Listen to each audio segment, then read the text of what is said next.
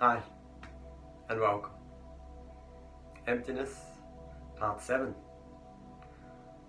In the previous two sessions, we've looked at the Heart Sutra, which tells us that we're not seeing things clearly. There's something beyond what we're seeing. Now, these ideas are not so easy to understand, and even if we engage with them and can piece them together, how do we bring them into our lives? And why? And we'll look at that in this session. Start with good posture. Close your eyes.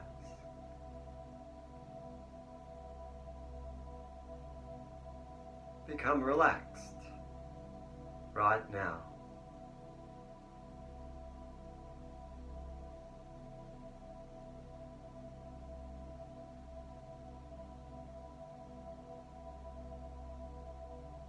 Have a big breath in and a deep sigh.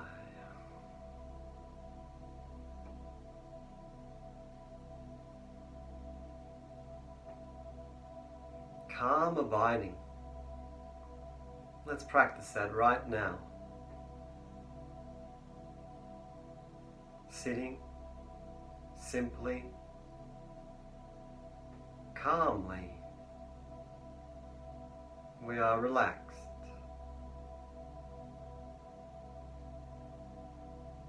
Abiding in that calmness.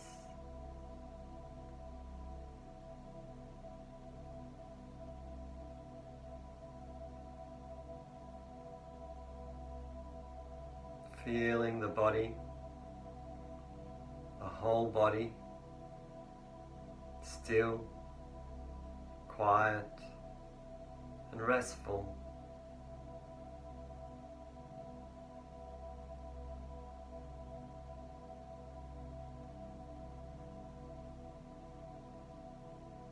Feeling the breath, the natural breath.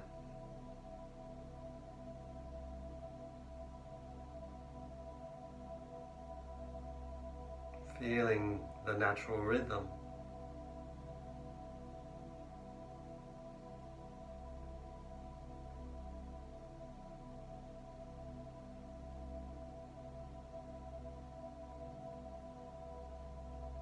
Calmly abiding, not needing to go off in thought away from this calmness. It's so pleasant, so easy, isn't it?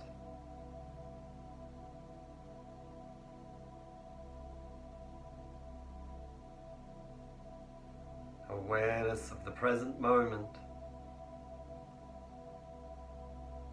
It's a powerful moment.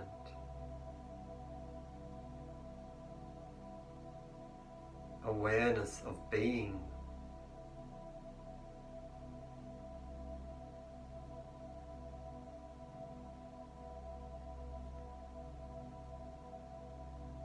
Not needing to get anything or be anyone.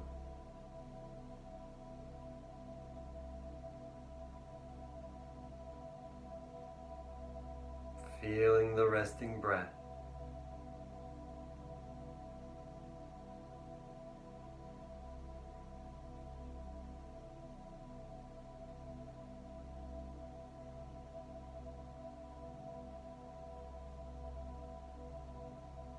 Enjoying the peacefulness.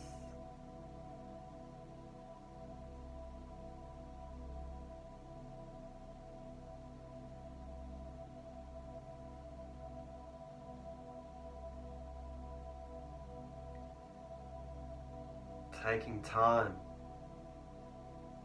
stopping everything else.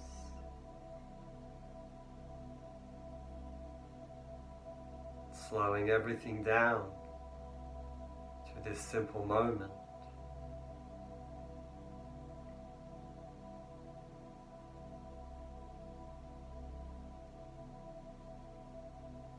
Awareness of being.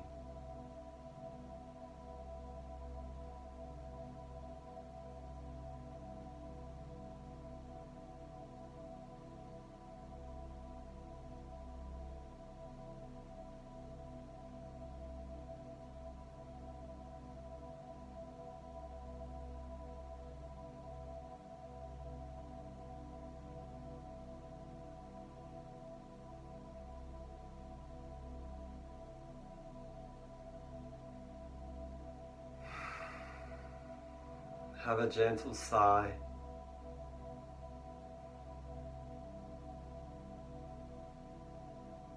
And open your eyes.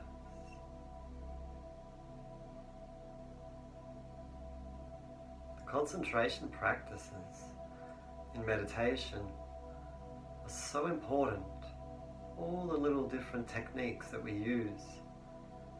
And as we learn about emptiness, this is when it becomes apparent that the ability to sustain awareness of a particular type of feeling needs to be improved. If we're jumpy all the time, unable to focus, then when we learn about the feeling of emptiness, we'll find it difficult to sustain that presence of mind. Okay, I'm going to read you something now from Lama Yeshe, Introduction to Tantra. The biggest obstacle standing in the way of our successful transformation is our persistent belief in ordinary appearances. As long as we maintain the ordinary vision, we will never be able to contact the essentially pure nature of our being.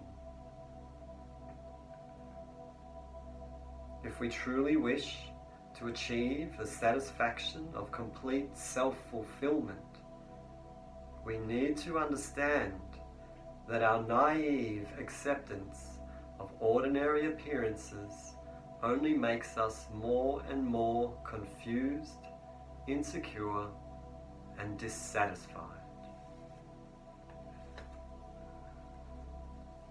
Close your eyes.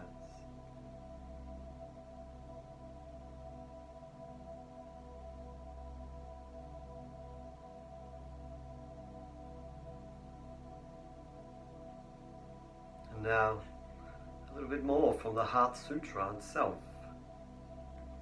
The person who has approached the Prajna Paramita, the wisdom beyond wisdom of the Bodhisattva, dwells enveloped in consciousness, that which we call Maya. But when the envelopment of consciousness has been annihilated, then they become free of all fear.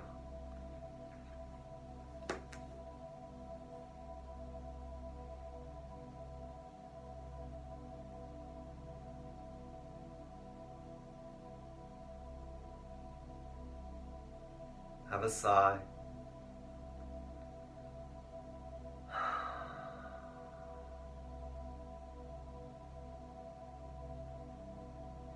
So, here's the why.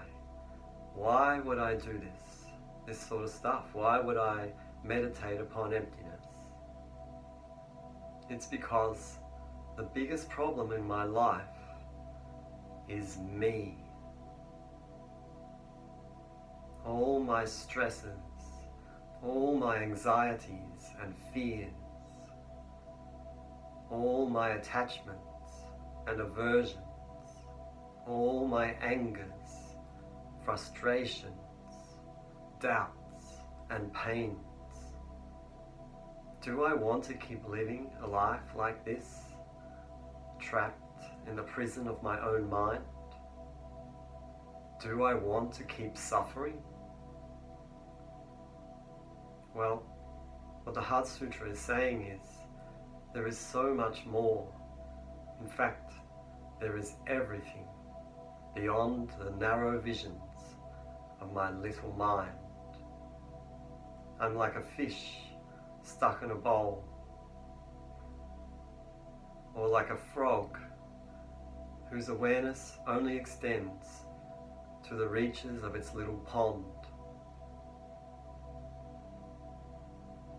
Imagine if your whole life you looked at the world through binoculars, completely unaware of what was outside that way of seeing. That's what the Heart Sutra is trying to explain. And those binoculars, that's the mind, the thinking mind, the egocentric mind. If we want to be free of struggle, we must go beyond the mind. Close your eyes.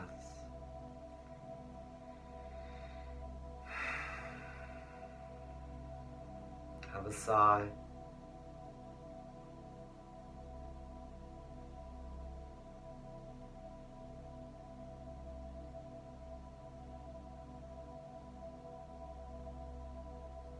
Feel the breath, the gentle, resting breath.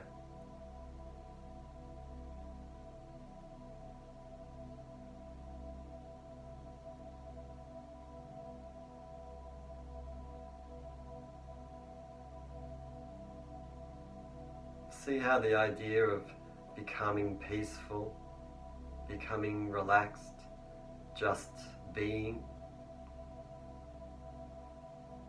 how strange it is that we have to practice that. Why aren't we peaceful? Why aren't we relaxed already?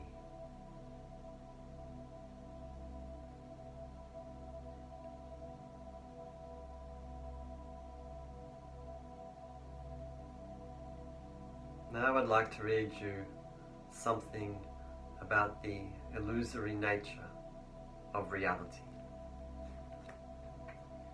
From the Tibetan yogas of dream and sleep.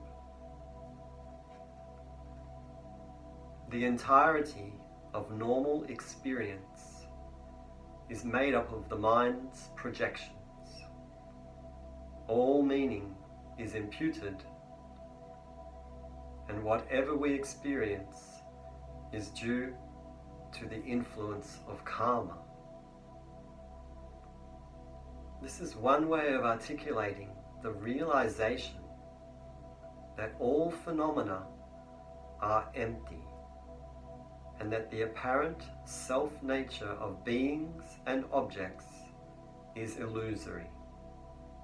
There is not an actual thing anywhere in waking life, but only transient, essenceless appearances, arising and self-liberating in the empty, luminous space of existence.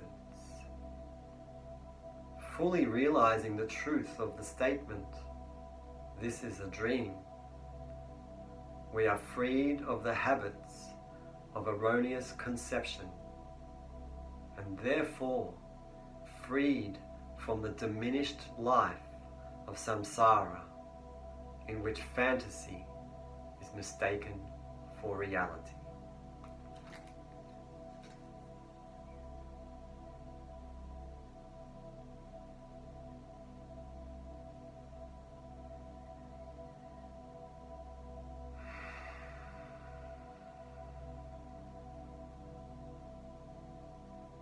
Have another sigh.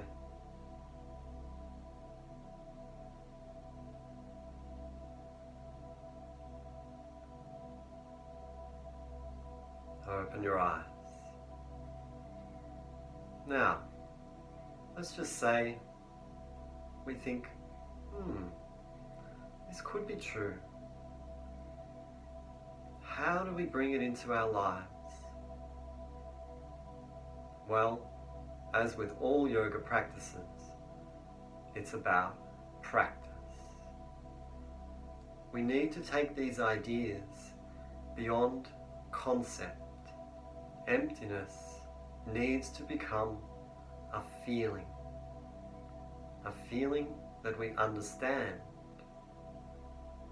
So when we have mind training, we learn about these ideas, these insights. We must investigate them for ourselves and try to work out with our own mind how these ideas fit. And even if we once get a sense of what's possible in these ideas, we need to build upon that with repeat practice, we need to create a habit of this type of awareness.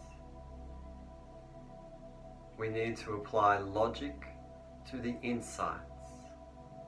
Then, through practice, we need to deepen the understanding of the insights. And as our awareness develops, the awareness of this feeling, we need to return to it as often as possible. Let's try it now. Close your eyes. Have a deep sigh.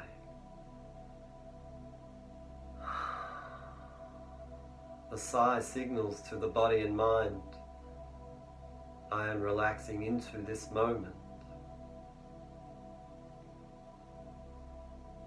Let's sit for 3 minutes, sustaining the awareness of what we've learned, what it means to go beyond the mind, to go beyond all the ideas that the mind is projecting, to go beyond that and stay there. Whatever you think it feels like, whatever that feeling is for you, hold it, stay with it. Let's try it.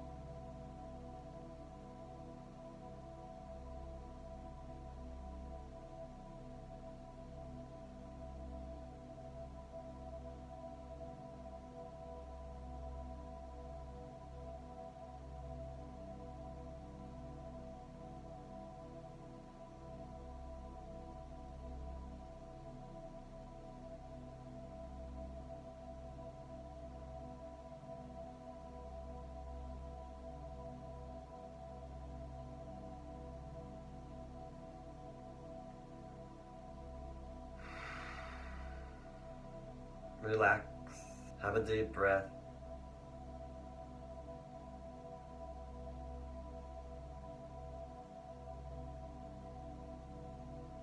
Open your eyes.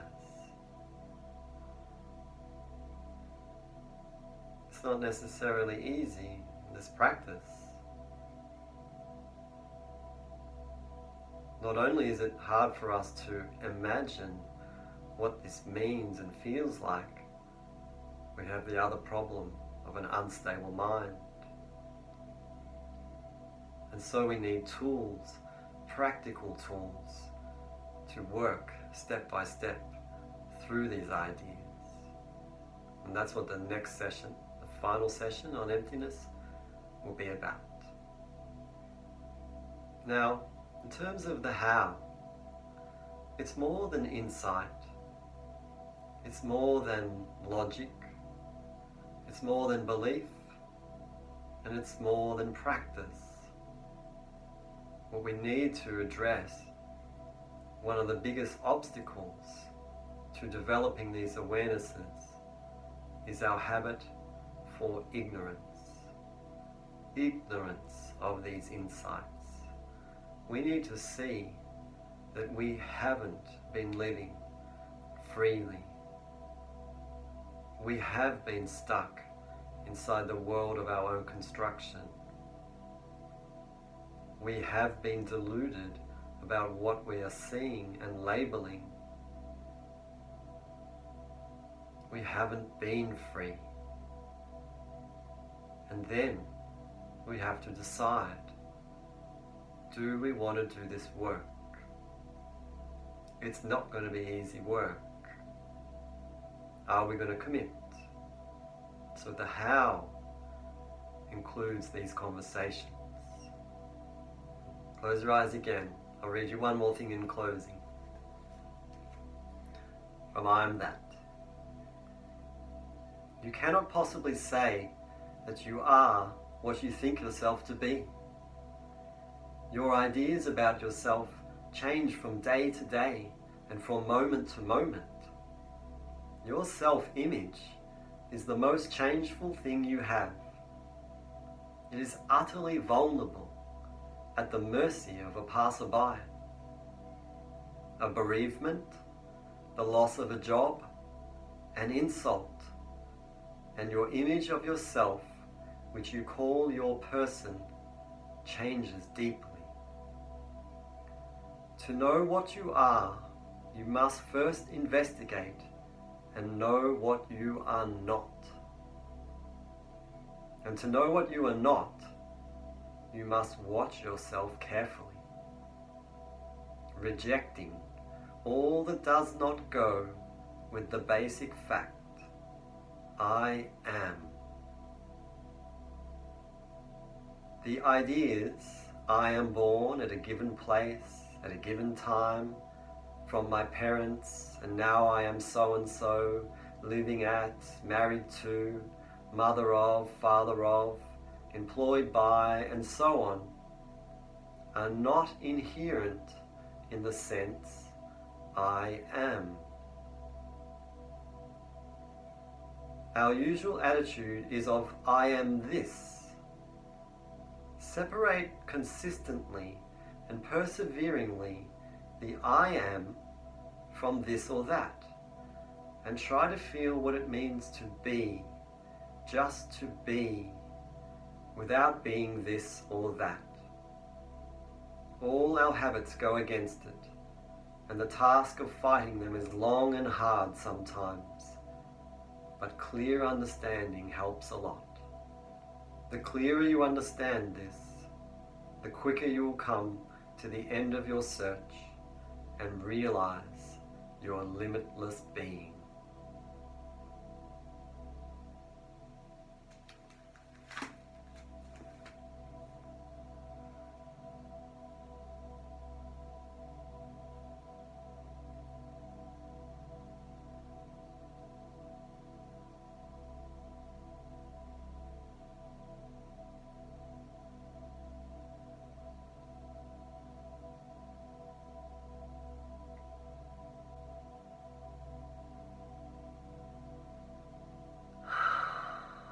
Have a deep sigh.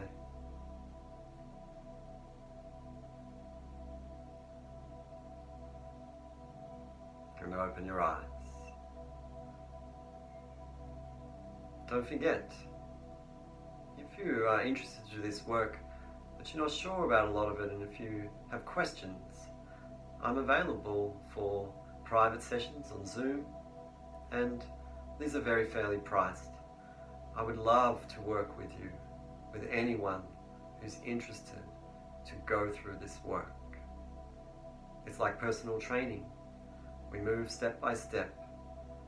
We use practices, and then we watch. We watch for what happens, for what opens up, and we learn. And then we go further, deeper. I'd be very happy to be of support. Okay. Thank you very much.